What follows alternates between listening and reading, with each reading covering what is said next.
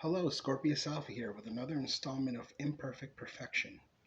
Chapter 11, 2009. Samson. Anything else, Samson?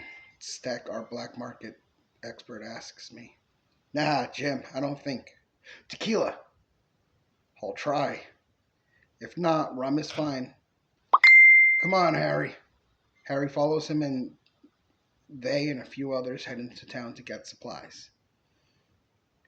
You sure we can just go into town and get stuff, especially after what happened last week? Leo asks. Yeah, man, they're just civilians. We wiped out that cell, remember? I assure him. Yeah, but there could still be leftover remnants. They'll be fine. You worry too much. I just want. Yeah, I know. You just want to fucking kill them all. You say that like it's a bad thing. It wouldn't be if you were just talking about the bad guys. But we'd be preventing future bad guys. I roll my eyes. No, listen, hear me out, okay? So little Mohammed is being held hostage by some jihads or whatever, and we take them out, okay? We just save the kid's life. Yeah, so don't interrupt. So it turns out one of the guys who held him hostage was like his uncle or something, and he only found out after the fact. Then he grows up, becomes a terrorist to avenge his family with all the other little assholes we saved that day. Then we have another 9/11, and it's all our fault because we could have prevented it by wiping them all out now. That's sick. What are even the chances of that happening anyway? 19,729 to 1. Seth, a nerdy computer geek, answers. See, do you really want to take that chance? Leo asks. Those seem like pretty good odds to me, I answer. Just you watch, it'll be a mistake. I hope you're wrong, I really do. Watch, in another 20 years, it's going to happen again, but with another country. So what's the point of killing all these people if it'll just be another country doing it? That's what I'm saying. Over time, we'll kill all the terrorists by country or area or whatever, wipe out the Middle East now, and then when the Chinese or Korean or maybe African government attacks us, we'll wipe them out too. Before you know it, America will be the only country left and will take over every country and every continent will be America. United States, worldwide. He gets a gleaming in his eye and smiles. Dude, you have some pretty fucked up ideas. One day I'll be right. Then what? You're gonna tell me sorry and laugh. And I'll laugh. Fuck it. I don't care how old I'll be. I'll re-enlist just to kill more of these bastards. I think you just like killing. So what if I do? At least it's for a good cause. War is never a good cause. We're defending our country. I think it's good enough. A good enough cause. Yeah, well, I wish we didn't have to die to do it. Somebody has to. But that's the thing, nobody has to. Not us, not the people who died in the attack, not the people who attacked us. Nobody. Death isn't the way to solve things. Listen to you, you sound like a goddamn hippie, pussy. What's wrong with having value for human life? You're too soft, that's why you ran. You're fucking soft, Samson. Bullshit, I killed 5 people last week. I lost count after 15. Now I know you're lying. You're right, because I have been keeping count. I've killed 117 people total since I've been here. Hope to have at least 5,000 by the time I'm done. 5,000? Doesn't that seem a little unrealistic? Not if I kill them in clumps. How many people do you think you'll kill at a time? Hopefully like 50. Trucks, bases, anything I can blow the fuck up with a rocket. You enjoy it way too much. Or maybe you enjoy it too little. Come on, man, how often are you allowed to legally kill? Here, and if you're a pig. That's it. And I hate pigs, so I'd never be one. Here, I can kill whoever I want, and it's alright, because it's in the name of freedom. How do you do that? Do what? Turn something so heinous and make it sound justifiable. Because I'm right, always have been. Listen, I love to kill too, Francois says. I agree that it has to be for the right reasons. Let me ask you some questions, Leo. Sure. Okay, so we are in town. A terrorist holds a child hostage. What do you do? Spray. Hit all of them. Okay, we are in America and a white child is held hostage. What do you do? Spray the terrorist, save the kid. What if it was France? Same deal. Black child in same situation. In America? We. Same deal. Africa. Oh, you mean like those Somalia pirates? We. Spray 'em all. An Arab child in America, born in America, raised wealthy parents with no terrorist ties. Fuck 'em all. I'll spray 'em all too. I'll even throw in the parents as a bonus. So you're a racist then, eh? No. Well, maybe. I fucking hate sand niggers. Have you always hated Arabs? Nah, I don't think so. I started hating them when September 11th happened. Remember that day, Samson? Yeah, I remember it was a pretty good day. We didn't have to do any schoolwork that day. All we did was bullshit while everyone else watched the news, I said. Isn't it funny how you said you weren't going to be here because it wasn't your problem? Shut up. Just saying, man. Acting all heartless like you don't care, and here you are. I don't want to be. Oh, that's right. I forgot. You're here out of obligation. Surprised you haven't accidentally gotten injured and gone home. Or you could just be like Tyler and end it now. Are you fucking insane? Probably. I haven't ruled it out. But seriously, you're a joke. Can we not fight? Why do you always have to start a fight? Sorry, man, the heat's getting to me. I'm getting a headache. Kate pokes her head into the tent. Paulus, with two stick and shucker back. Help unload, she tells us. Me, Leo, and Francois leave the tent and start grabbing supplies. We finish and all head back into the tent. Gotta piss, Harry says. Me too, it was a long ride, Chuck agrees. They leave the tent and I'm looking for my booze but can't find it. I don't know where Jim Steck went, probably in the medical tent with Lisa. So I go to the medical tent and find Steck talking to Lisa. Yo, Steck, I say. Hey, Alpha, Jim replies. What did you happen to get for me? Well, they didn't have your first two choices, so I'm hoping bourbon will do. As long as it gets me drunk. Remember, you can get buzz, but not trash, Lisa says. I know, I know. Besides, this is watered down bourbon. I doubt it'll do much more than quench my thirst. No, you don't. Every time you drink, you tend to overdo it. She opens and sniffs the bottle. Although you might be right this time. I only smell a hint of alcohol. That's because I always feel like I need to top off my buzz just a little more. Just a little more, you know? Then you shouldn't drink if you can't drink responsibly. Fine. How about I leave my booze with you, and you give me an amount that I can have for the night? Fine. Give me the bottle. I hand her the bourbon that Steck had just given me. She takes an extra thermos, fills it halfway, then gives it to me. That's it? Make it last, she says with a smile as she puts my bottle in a cabinet.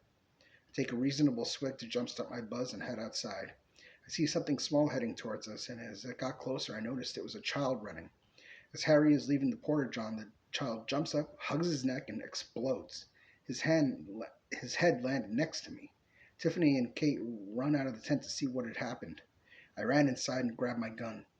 What the fuck happened? Kate yells. I run back out. Suicide bomb kid jumped and hugged his head off. Hugged his head off? He jumped up, hugged his neck, and exploded. Which direction? What? Which direction did he come from? East. Let's go. Me and the squad charged east into the desert where there was a very small group of terrorists running in the direction of town. I sprayed and prayed, but I only hit one guy. Leo, being faster than me, blew away 3 in one spray. Kate got 2 down and Francois picked off the last one. I'll meet at a base. Come pick us up. I'm out of breath. Why didn't we just jump into a rover and chase him that way? I asked between breaths. 'Cause I knew they had to be close. One of them had a detonator. He had to have seen what was happening to know when to activate it, she responds. How did they even find us? My buzz was gone, replaced with adrenaline, and I dropped my thermos in the confusion. They probably followed us when we left town. We're going to have to relocate immediately. We've been compromised. So, when we finally got back to base, we cleaned up and set out to new coordinates. As we're riding in the Humvee, I feel a tap on my shoulder and see Lisa passing me my bottle of bourbon. I thought you said, yeah, well, considering what happened today, you could use it, she says. Thanks, man. No problem. You mind sharing? Nah, go ahead. I take a swig and pass it to her. To Harry. To Harry. We reach and set up our new base and send the coordinates to our superiors. Me, Leo, and Francois couldn't sleep, so we volunteered to stand guard. I put my bourbon away. I needed to be responsible. I wasn't that wasted. My buzz was just a little stronger than it was before I had to go charging into the desert. Leo starts laughing. Dude, what's so funny? I ask him. I was right, dude. I was so right. Take out the kids too. I was fucking right. He laughs even harder. Dude, that's not funny. Harry died today. What's that saying? It's funny because it's true? I was right, and that's why it's funny to me. If I had been out there and I saw that kid running, I would have capped him right there. Speaking of which, where were you two when that happened? Francois, you're our sniper. You should have had that handled. He was not in my line of sight. I was facing west at the time. How about you, Samson? You said you saw him running towards us. Why didn't you shoot him? I. He was just a kid. I didn't think. I stammer. Exactly. You didn't think. Your mistake cost Harry his life. I. Well, it's like I said, take them all out. No! Just because that kid was probably possibly brainwashed or forced to do that doesn't mean he deserved to die too. Yes, it fucking does. They killed all our people, Samson. If kids can bomb us too, then that's it. All bets are off. What are you saying? I don't care if it's a kid, naked woman, a towelhead. If they're not fucking American, they're dead before they reach us. Just tell some, just tell me someone's coming and I'll blow them away, just so you don't piss yourself thinking about what you should do while the next guy is getting blown up. Fuck you. I go back inside, down the rest of my bourbon, and pass out. Luxor. I really enjoy my job now. This was the challenge I was looking for. Not only can I figure out how they did it, but I can tell you who and why as well. I outwit all of the suspects during interrogation and have a 100% closure rate. Do not be fooled, it is not every day I have a murder or suicide, so when I get bored I solve cold cases. They are a little more challenging, I will admit, but that is part of the fun. I look forward to the challenge since I was not the one that originally did the investigation. Got a call today, an apparent suicide. Man, I hate the easy ones. It is like I said, I like figuring it out. Me and Stanley get into the car and head towards the house of the suicide. I hate suicides, I say to Stanley. Yeah, it's sad when someone kills themselves, he says as he shakes his head. No, not that. I could not care, actually. Not being able to figure it out is what upsets me. You mean you like doing all that work? I live for it. It enthralls me. You're out of your fucking mind. No, I am being serious. See, that's what makes you the perfect partner. You do all the legwork.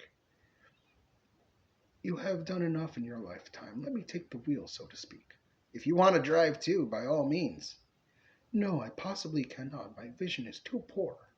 You'll be fine. You got those crazy thick glasses. You should be able to see everything. And I can, but super magnified, so it is easy to misjudge distance. You'd always better have a partner then. I understand that as much as I would like to work by myself, it is only logical that I work with a partner, as I have a few disadvantages that would hinder my progress. Know what? I ain't complaining. We're here. We get out of the car and walk over to the house. $10 says it's a hangar. You must stop gambling, Stanley. It is getting worse. Shit, is it that obvious? He knocks. Most obvious, Jones. A short, stocky woman with round glasses opens the door. He's upstairs, she says. What happened here? I ask her. I don't know. I wasn't here. Thank you, Miss Zoob. Zoob. Stanley and I went upstairs and walked into a bloody scene. On the bed was a young man lying on his back with a hole in the side of his head and a gun in his hand. Two other women, a tall, overweight woman with long, curly black hair and glasses, and a short, skinny woman with long, curly blonde hair and glasses, walk into the room, their clothing covered in blood. Stop betting, Stanley. So, can someone tell us what happened? First of all, I would like to know his name, I asked the women. The taller one, who was apparently crying, spoke up first. His name is Jack Walker.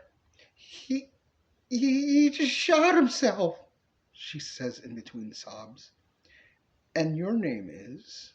Sandra Zircon. What is your relationship to the deceased?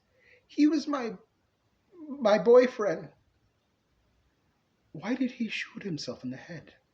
He he wanted to one up me. Excuse me. We had a competition to be the bigger man, so to speak. That is just bizarre. How did that lead to him shooting himself? Stanley asks. He knew I'd never agree to play Russian roulette, and he wanted to show he was better than me by playing and winning. He just couldn't accept that I wasn't his slave. So when he could mind control, I even forfeited as soon as he brought it up, but he just had to have his way, she says. She stares at the body. His last words were, I won. Then he smiled and pulled the trigger. How about you, lady? Stanley says to the blonde. How do you fit in all this? I I just watched. I didn't play. My boyfriend did, but I didn't. Boyfriend? Where is he? I'm assuming you mean the one that ran. Yeah, he left the minute this guy blew his brains out. How do you know the deceased? He was my boyfriend. Wait, what? Turns out he was with both of us at the same time. What a lucky bastard. He just throws it all away. Pig. And you are Janice Walker. Okay, thank you, Miss Walker. And are you positive it was? I asked, look in my eye. Kill him if that says. I have motive. And his hands. He did it. So I break out my travel kit, select all of the evidence I need, and clean. He get the some. And what is some guy's name? I don't remember. Do you? She asks Janice. Yeah, Zach. He's a drug dealer that my boyfriend Sid buys from, Janice says.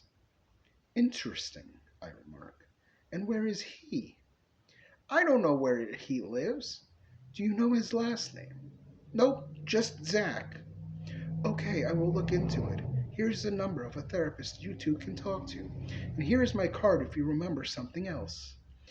Me and Stanley hand the girls cards and we depart the house. I want to check out this Zach fellow, I tell Stanley as we get into the car. Of course you do, he says. We just have to figure out who he is first. We get to the station and I immediately get on the computer and do a search and come up with 1,247 hits. Then I checked who had gun permits, who had records, known drug dealers, and in the area of the suicide house. I printed out a list, and Stanley and I went house to house until one in particular really seemed to bother me. I knew he was lying, but I could not prove it because the gun in question isn't registered to him, but the other guns are. I knocked on his door, and a tall, skinny guy with a thick beard and long, dark brown hair answers. What's up? He asks. Zach Phillips, I ask. Who's asking? He answers. Homicide. We flash our badges. Do you own a 44 Magnum? Nah, man. Well, your fingerprints were also found on the one that was used in a suicide. Know anything about that? Nah, man. I've just been here all day, chilling with my homies. I take a whiff. Smoking marijuana. That could give us probable cause. Look, man, we're not hurting anyone. Besides, if you look me up, you'll see that I don't have a 44 Magnum registered to me at all. So how did your fingerprints end up on it? How do you have my fingerprints? Your failed attempt at the military. Fuck, I forgot about that. So how did your fingerprints end up on the gun? Alright, so I was at this tattoo party earlier, and the dude let me hold it. I swear, I didn't know he was going to kill himself. So you admit you were at the party. Got some sweet ink, though. He lifts up his pant leg, showing off a new tattoo. That is interesting, because witnesses say you gave him the gun. Look, everyone was wasted. People probably saw something different because they were so fucked up. So you claim he just let you hold it? I say skeptically. Yeah, dude, I admire guns. I think they're cool. Of course I wanted to check out a Magnum. Those things are sweet. If you say so. Anything else, fellas? No, no, that will be all. Have a nice day. He closes the door. He is lying. You think? Stanley asks. I do, but I need to prove it. How are you going to do that? Find out who the gun is registered to, and hopefully they can shed some light as to what happened. We go back to the station, and I go to the evidence locker and look up the serial number for the gun. Damn. What's the matter? Stanley asks. It is completely unregistered. Look, you can't nail him. Just let it go. It's suicide. Fine. I hate admitting defeat, but legally I cannot take this any further. I cannot prove that Zack is the owner, or if Jack was the owner. I do not like it, but I will have to accept it. Another case closed, I suppose. What you doing after work? Stanley asks me. Going home. Why? Come to the bar with me. I do not wish to imbibe alcohol. You don't have to drink. I just like the company. Come on, I'll even pay for your soda. There's someone I'd like you to meet. Fine. We leave the station and head toward a local bar. Hold on a sec, Stanley says as he heads off into the crowd. Ugh, this place is so unsanitary. I did not even want to sit on the stool next to me. It was dark, it smelled like urine and alcohol, and I'm pretty sure the bartender does not bathe. I took a tissue out of my pocket and used it as a filter to breathe through. I hope I do not have to stay very long. Stanley comes back with a short, skinny woman with large glasses and black hair. This here's Emily. He gestures towards the woman. Hello, Emily. I am Luxor. Hello, Luxor. I am Emily, she says, almost like how I said it. Are you imitating me? Come on, listen up. Don't be so stiff. I am sorry. I'm completely disinterested. I. What? Why? You use contractions other than possessive nouns, and your initial impression was to imitate me. It is an immediate turn off. Now, if you'll excuse me, I will be taking my leave. I turn right around and head out of the bar and go home. I simply do not have the energy or time for women. Maybe when I am retired, but not now. What was Jones thinking? Was he attempting to set me up with that woman?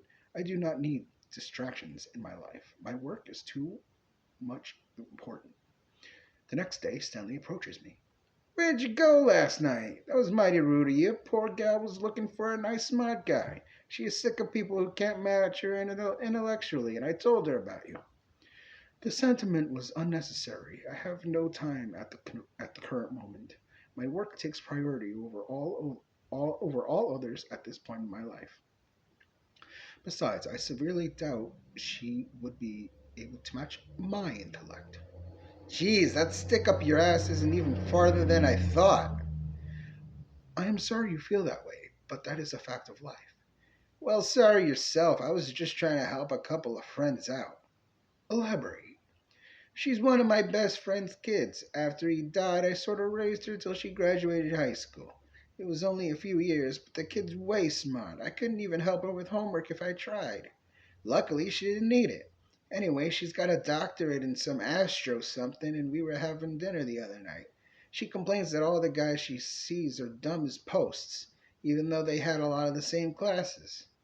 How does that work? I inquire, baffled. It takes immense knowledge to get a degree like that.